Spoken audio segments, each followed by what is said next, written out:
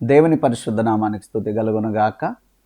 దైవవాక్కు అనే డైలీ కార్యక్రమానికి మిమ్మల్ని ప్రేమతో ఆహ్వానిస్తూ ఉన్నా. ఈ దినమందు మరలా మనమంతా కలుసుకుని దేవుని వాక్యాన్ని నేర్చుకోవడానికి ప్రభు ఇచ్చిన భాగ్యాన్ని బట్టి ప్రభుకే మహిమ కలుగునుగాక. మీరందరూ క్షేమంగా ఉండాలని, దీవించబడాలని దైవ సేవకునిగా నేను మిమ్మల్ని ఆశీర్వదిస్తూ ఉన్నా. దేవుని కృప ఈ దినమంతా మీకు తోడై నడిపించునుగాక. ఈరోజు వాక్య భాగము 2వ రాజుల గ్రంథము 18వ అధ్యాయము 7వ వచనాన్ని మనం చదువుకుందాం. 2వ రాజుల గ్రంథం 18వ అధ్యాయం 7వ వచనం. కావున యెహోవా అతనికి తోడుగా ఉండెను, తాను వెళ్ళిన చోటనెల్లా అతడు జయము పొందెను. అద్భుతం కదండి. హిజ్కియా రాజు గురించి రాయబడిన మాట ఏంటంటే, యెహోవా అతనికి తోడై ఉండెను, అతడు పోయిన చోటనెల్లా, వెళ్ళిన చోటనెల్లా అతడు జయం పొందెను. నిజమే, చాలాసార్లు మనం ప్రయత్నం చేస్తాం ఏదో కార్యాన్ని సాధించాలి, జయం పొందుకోవాలని. జయానికి బదులుగా చాలాసార్లు మనం ఏం చూస్తామంటే అపజయం ఎదురవుతూ ఉంటుంది, ఓడిపోతూ ఉంటాం. జయము కొన్నిసార్లు మనకు దూరం అయిపోతున్న పరిస్థితులు మనం చూస్తూ ఉన్నాం.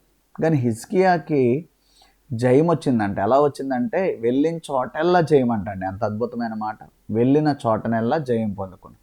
ఎందుకంటే దేవుడు తోడై ఉన్నాడు. ఎందుకు దేవుడు తోడై ఉన్నాడు? అక్కడ ఉంది కావున యెహోవా తోడే. కావున ఎందుకు అంటే ఇక్కడ రాస్తున్నాడు చూడండి. మనం 18వ అధ్యాయం 3వ వచనం చదివితే, దావీదు చేసినట్లు యెహోవా దృష్టికి పూర్ణముగా నీతిని అనుసరించాను. హిజ్కియా పూర్ణముగా నీతిని అనుసరించి నడుచుకున్నాడు. అన్ని నీతిమంతుడిగా జీవించాడు. ఎలాగా? తన పితరుడైన దావీదు నడిచినట్టు. రెండవ మాట మనం చూస్తే 5వ వచనంలో ఒక మాట ఉందండి. ఇశ్రాయేలీల దేవుడైన యెహోవా యందు విశ్వాసం ఉంచినవాడు. నీతిని అనుసరించి నడుచుకుంటున్నాడు, విశ్వాసం కలిగి ఉన్నాడు, దేవుని మీద విశ్వాసం కలిగి ఉన్నాడు. అలాగే 6వ వచనం చూస్తే, అతడు యెహోవాతో హత్తుకొని ఆయనను వెంబడించుటలో వెనక్కి తీసినవాడు కదా. అంటే దేవుని హత్తుకున్నాడు, దేవుని మీద విశ్వాసం ఉంచాడు, నీతిని అనుసరించి నడుస్తున్నాడు. కాబట్టి దేవుడు అతనికి తోడై ఉన్నాడట. మనకు దేవుడు తోడై ఉంటే మనకు జయం.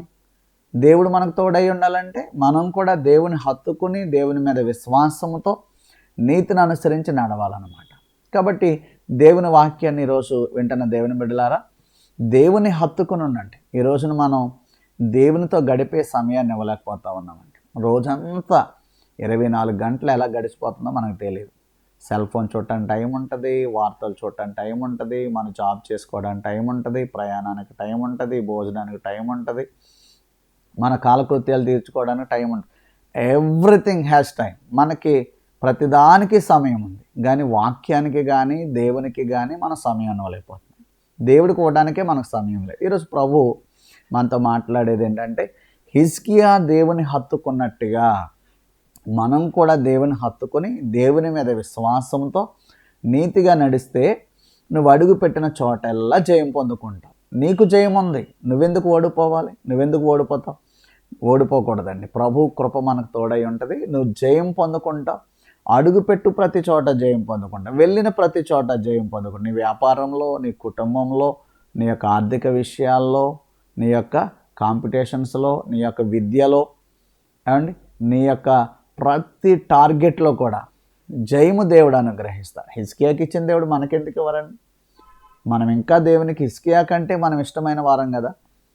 మన కోసం ఆయన ప్రాణం పెట్టిన దేవుడు కదా. తప్పకుండా నీకు జయం అనుగ్రహిస్తారు అన్న సత్యాన్ని గుర్తెరిగి దేవుడిచ్చే జయం పొందుకోవడానికి దేవుడు మనకు తోడై ఉండేటట్టుగా మనం నడవాలి. ప్రభు ఇమ్మానుయేలుగా నీకు తోడై ఉంటారు, నీకు జయం ఇస్తారు. ఈ వాగ్దానాన్ని పట్టుకోండి. ప్రభు నాకు తోడుగున్నాడు అనే విశ్వాసంతో ముందుకు వెళ్ళండి. ఈ రోజంతా దేవుని యొక్క జయం అనుభవించండి. దేవుడు మనందరికీ జయం ఇచ్చునుగాక. ఆమేన్. పరిశుద్ధుడైన మా తండ్రి, యేసు నామములో దైవవాక్కు అనే కార్యక్రమాన్ని వీక్షించుతున్న మా బిడ్డలను దీవిస్తూ ఉన్నాను. నీ కృప అధికం చేయండి, క్షేమముతో నింపండి. నిశ్చయముగా వారి జీవితంలో జయము పొందుకునే భాగ్యము దయచేసి, వాటమి ఎరుగని దేవుడు గనక వాటమిని తరిమి కొట్టమని, కృపతో నింపమని యేసు నామములో దీవించి అడుగుచున్నాను మా పరమ తండ్రి. తండ్రి, కుమార, పరిశుద్ధాత్మ త్రియేక దేవుని కృప నిరంతరం మనందరికి తోడై కాపాడును గాక. ఆమేన్. God bless you. దేవుడు మిమ్మల్ని దీవించును గాక.